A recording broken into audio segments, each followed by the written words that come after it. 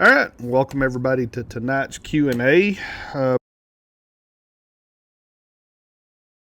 Welcome to ask questions about sleep or any other topic that y'all have.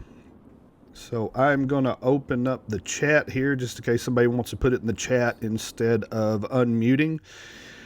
But the whole purpose of this meeting is for you guys to ask questions. So the floor is yours. What have you got? Since I'm driving, I can't see if anybody else is coming off of mute. I didn't want to interrupt somebody else's question, but what I saw briefly, and forgive me because I haven't been on the community to read the articles, but what I did see is that you're supposed to go to bed the same time every That's night. correct. Yep. So the idea behind that is your body works off of an internal clock. And where a lot of people get their sleep schedules messed up is they're really good at going to bed at a certain time and getting up at the same time Monday through Friday because of their work schedule. But where they mess up is they stay up late on Friday or they stay up late on Saturday, then they sleep in. And what happens is it throws that internal clock off. And then you spend the first 3 or 4 days of the next week getting it back into rhythm and back to working the way that you want it to work just in time to get it locked in and throw it off again. And that's why people have such horrible sleep patterns. So ideally, the best thing to do is to look at your schedule and figure out what is a good bedtime and a good wake time that you can stick to 7 days a week. And if that means getting up at 6:30 on Saturday morning or 6:30 on Sunday morning, so be it. But that keeps that internal clock in rhythm. And when you get the internal clock in rhythm, your body starts producing the sleep hormones like the melatonin and everything else at the same time every night. And when you lay down, you're ready to go to sleep. Now, another piece of this that's very important is to help solidify that clock and get it locked in is right after you get up, within 30 minutes, you want to get some sunlight into your eyes. So I know this sounds a little nuts, but what that does is helps set that clock, flush those sleep hormones out, and start that clock ticking down for when they're going to be produced again. So every morning when I get up, I've moved away from getting up at 5:30 and doing my fasted cardio that way because I've got that walking pad in my office now. It allowed me to adjust my sleep schedule so I could spend more time with the family at night, not have to go to bed so early to get up at 5:30. But every morning when I get up, I go out in the backyard and get about 5 or 10 minutes of sunlight. And I saw a meme the other day that was talking about people that they lay down and they're asleep within 2 minutes.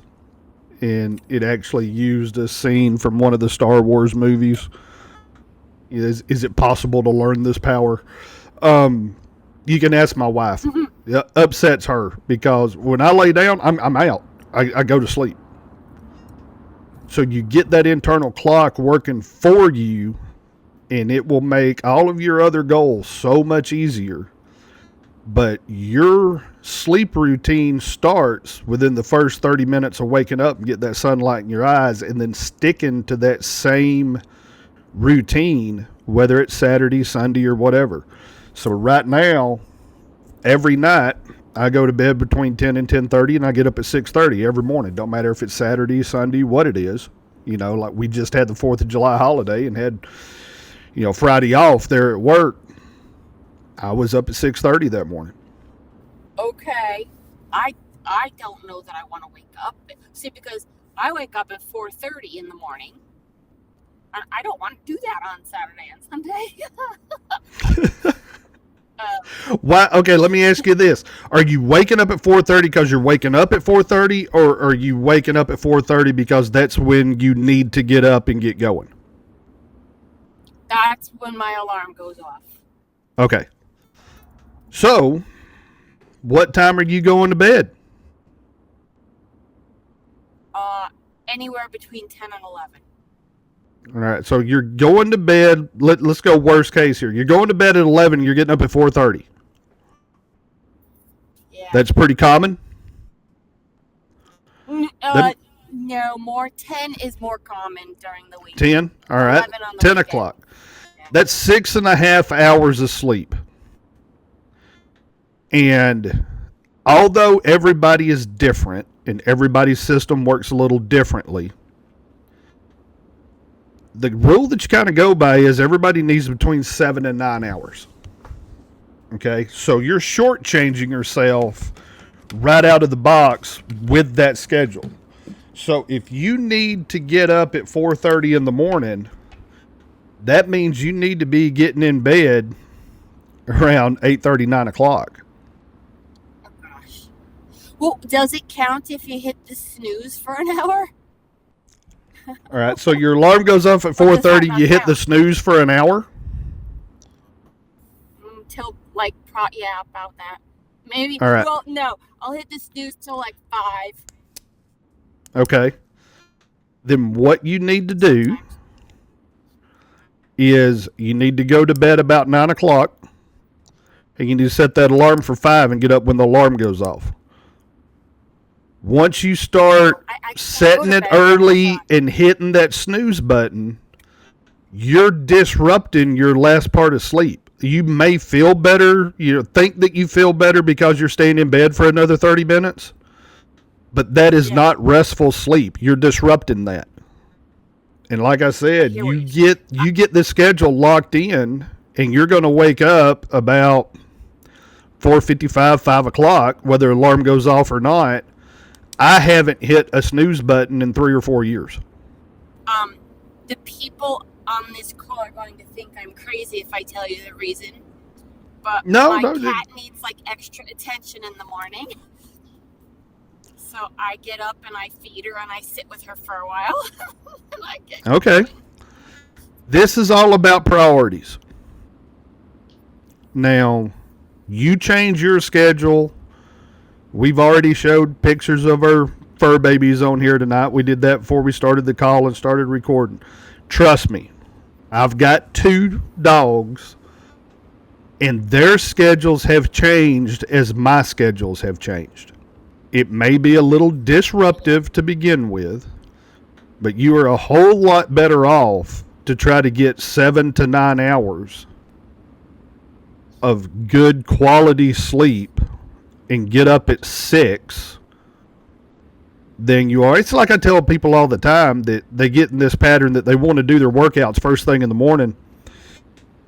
Well, then they have a late night. And I've had clients ask me straight up, if I have a late night, am I better to sleep in or am I better to get up and do my workout? And I've said this dozens of times. If you get up early to do your workout on being short on sleep, you're stepping over $100 bills to pick up nickels.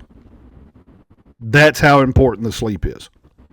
I would seriously consider sitting down, looking at your schedule, and figuring out a way that you can get a good quality, at a bare minimum, 7 to 7.5 hours of sleep, and adjust any other non-essential things in your routine around it.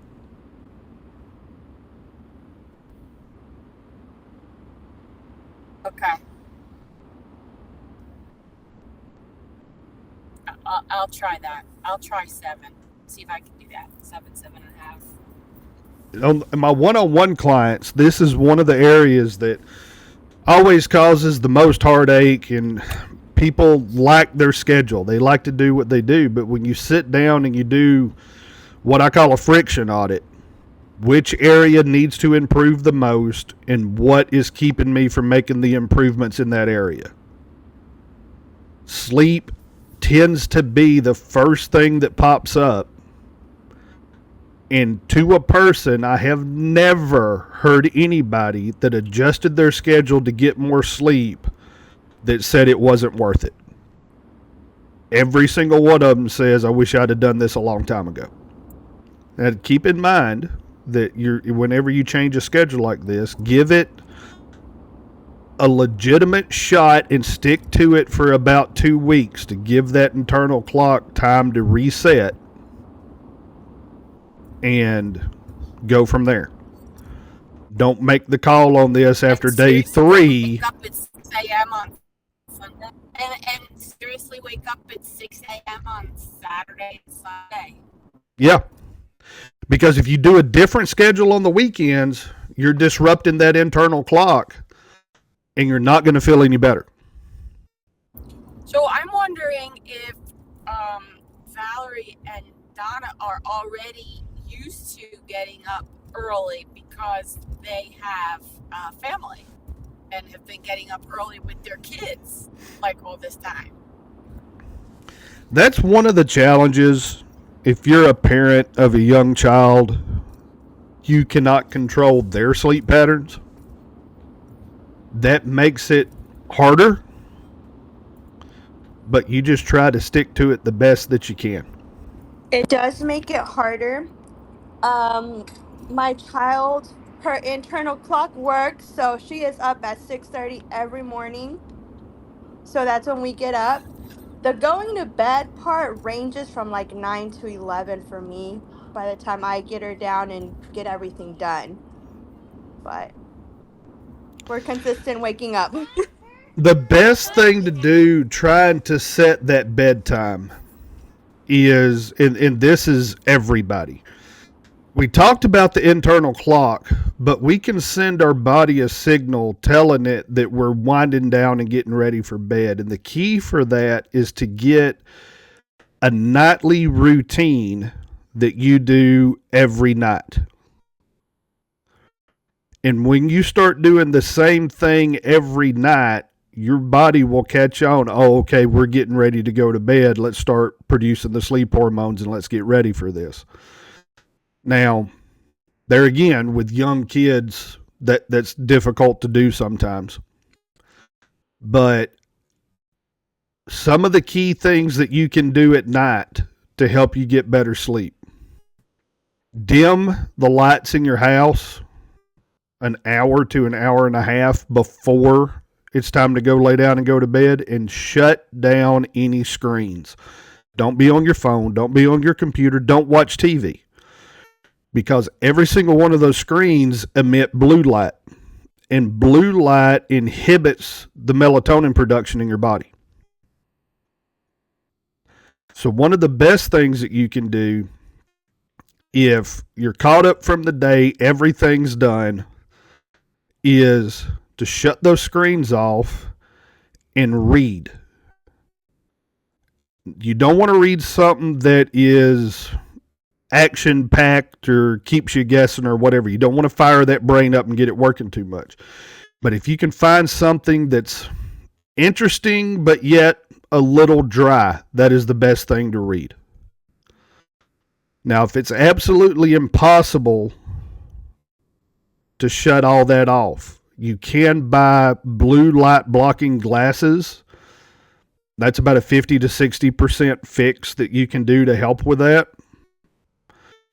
Then another thing that you can do, this goes into everybody's schedule and what they like to do too. But some people like to take a shower in the morning. Some people like to take it at night. But take a serious look at your schedule and see if you can do this. If you can take a hot shower before you go to bed, that will help relax the muscles and put that in that routine so your body knows when you hit that hot shower, okay, we're fixing to go to bed, start producing these hormones. If you're the type of person that you go to bed, and the way my wife describes it is all the pop-up windows on the computer open up when she lays down in her head, and she starts thinking about a million different things. One of the things you can do to try to help with that is what's called a brain dump. Get you a notebook and sit down and write down everything that you know you need to do the next day. Make your to-do list the night before. What that does is, in your mind, you can check all this off and say, okay, I've already thought about it. I've already planned it out. I know how I'm going to do this. And it will keep your brain from running 100 miles an hour after you're in bed trying to go to sleep. That actually does help. I do that. I usually do that at the beginning of the week. And, I got to call this person. I got to do this. I got to do that. Mm-hmm. That definitely helps just everyday stuff, much less, like when you go to sleep, you could check stuff off. At least for me, but I'm kind of a geek. No, I mean, if you're the type of person that you do that, you lay in bed and you think about everything that needs to be done, it drives you crazy. Doing that brain dump and getting it all out and on paper, so you close the notebook and, okay, I'm done thinking about that. If you do it at the beginning of the week, because that's what you're used to, great. Pull that back out and go over it, what you have done, what you haven't done, mark things off the list every night and extend that brain dump to every night before you go to bed instead of just sitting down like on Sunday afternoons and getting your week planned out. Right. It kind of ends up being the massive to-do list for the entire week. So, yeah, during the week, that is something it's not necessarily before I go to bed. It's usually of a morning before I go to work. Just sit down and figure out what I've done and what I can do that day. Move it to the night before, and it'll help calm your brain down so you can get some sleep. That makes sense. While y'all are thinking about questions, I'll go ahead and cover something that everybody wants to know. Are there supplements that can actually help you get better sleep? The answer is yes, but 90% of people are doing it wrong. Just about every sleep aid that you get, every supplement that helps you go to sleep, is absolutely loaded with melatonin. Most of them have somewhere between 5 and 20 milligrams of melatonin in them. Stop taking melatonin. I am convinced that we are about 10 years away from seeing headlines about this country has a melatonin epidemic. The way your body works with any hormone is when you're giving it androgynous versions of that hormone, your body goes, we've got enough, and it stops producing it. Melatonin's no different. So you want to run off the natural melatonin that your body produces. Don't give it any extra. The supplements that do help is right after dinner, take some magnesium glycinate, between 3 and 5 milligrams of it. Magnesium glycinate is the form of magnesium that relaxes the muscles. It will help you relax and get ready to go to sleep. Then, when it's time to go to bed, right before bed, you can get some glycine. Now, glycine actually helps cool your body off, and your body naturally cools off when you go into deep sleep. So you're helping yourself get more deep sleep by taking a supplement that helps cool you down. As far as the environment that you sleep in, you want the bedroom to be as cool as possible. You don't want to be so cold that you can't go to sleep, but you want that bedroom cool because there again, that aids in your body cooling off to get that deep sleep. You want the room as dark as you can get it. If you've got an alarm clock that shines really bright and little LED lights on different things in your room or whatever, get those covered up or turn them off. Because even with your eyes closed, you're still picking up some of that blue light coming in from these devices. The other thing is you want it to be as quiet as possible. It's something that's real easy for me because all I do is take my hearing aids out and then I couldn't hear the house fall down around me if it happened. But you want to make sure that it is dark, quiet, and as cool as possible. Magnesium glycinate after dinner to give that signal for your muscles to start relaxing, and glycine at night? Not really. I do have a question. So I know you mentioned that sleep affects your hormones and your sugar cravings. Does that also affect hair loss? It can if the hormones are off. Okay. It's not so much that the sleep's causing hair loss, but if the lack of sleep is messing with your hormone production, that could very easily cause hair loss. And the best thing you can do, if you even think there's a least chance that you have hormone issues, get some blood work done. A lot of doctors, just the way it is, won't check hormones. I can help you out with that. Okay, thank you. And also, too, talking about the blood work, if you just don't like needles, you don't like going in and doing that type of stuff, like I said, reach out to me in that other group. This is 2026, and there's some really cool options on how to get that done without having to make an appointment, go in, and get stuck. Believe it or not, there's some really, really easy ways to do that now. All right. As always, this is recorded, and it will be put into the classroom. So if there's anything cool in here and you want to recommend to anybody else in the group that wasn't with us, just tell them to go watch it.